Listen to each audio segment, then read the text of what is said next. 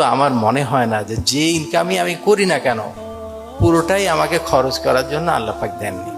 আমার কাছে এরকম মনে হয়। দলিল কি? দলিল হলো এরকম, মানুষের মালিক আল্লাহ পাক। সূরা নাসে আমরা পড়ছি, আমরা আল্লাহ পাকের কাছে আশ্রয় চাচ্ছি, কুল আউযু বিরাব্বিন নাস, মানুষের রবের কাছে আশ্রয় করছি, মানুষের মালিকের কাছে আশ্রয়, মানুষের ইলাহের কাছে আশ্রয়। মানুষের মালিক আল্লাহ পাক। দুনিয়াতে দেখেন, আপনি যদি 10টা গরুর মালিক হন, যে গরু থেকে যা উৎপাদন হয় কে ভোগ করে? উৎপাদনকারী ভোগ করে না। গরু ধরে অনেক লিটার দুধ দিল, গরু কিন্তু সেই দুধের দাম যে বিক্রি করে যেটা হলো সেটা কিন্তু গরু ভোগ করে না, মালিক ভোগ করে। আপনি যদি একটা গাড়ির মালিক, গাড়ি থেকে যা উৎপাদন হয় গাড়ি কিন্তু ভোগ করে না, ভোগ করে মালিক ভোগ, রাইট? তাহলে আমার মালিক যদি আল্লাহ পাক হয়ে থাকে, তাহলে আমার থেকে যা উৎপাদন হবে তা ভোগ করবেন আল্লাহ পাক।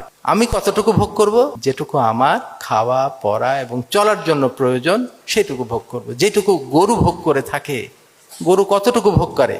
সে তার খাওয়া, আশ্রয়, এটুকুতে যে খরচ হয় সেটুকু সে ভোগ করে, বাকিটুকু কিন্তু মালিক ভোগ করে থাকে, রাইট?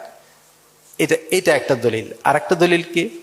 আল্লাহ পাক এক জায়গায় বলছেন, তোমাদের কাছে টাকা পয়সা এবং সন্তান সন্ততি আমানত হিসেবে রাখা হয়েছে। আমানত। এখন আমানত মানে কি? আমরা কোথায় দুনিয়াতে দেখেন, কোথায় আমরা আমানত রাখি? টাকা পয়সা আমরা ব্যাংকে আমানত হিসাবে রাখি, রাইট? ধরেন ইসলামী ব্যাংকে অনেক কোটি কোটি টাকা রয়েছে, ইসলামী ব্যাংকে মনে করে সেই টাকা তার? কোনো সময় মনে করে না। মনে করে এটা ক্লায়েন্টের, ক্লায়েন্ট যখন চাইবেন সেটা সব ফেরত দিতে হবে। ইসলামী ব্যাংক কিছু টাকা রাখেন, কতটুকু?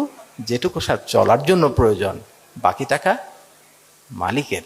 তো আল্লাহ পাক নিজে বলছেন, টাকা পয়সা আমার কাছে যেটা দিয়েছেন সেটা আমানত হিসেবে রেখেছেন, আমি শুধু সেইটুকুতে ওইটুকু খরচ করার অনুমতি দিয়েছেন যেটুকু মধ্যম পন্থায় আমার চলার জন্য প্রয়োজন, বিলাসিতা করার জন্য বলেননি।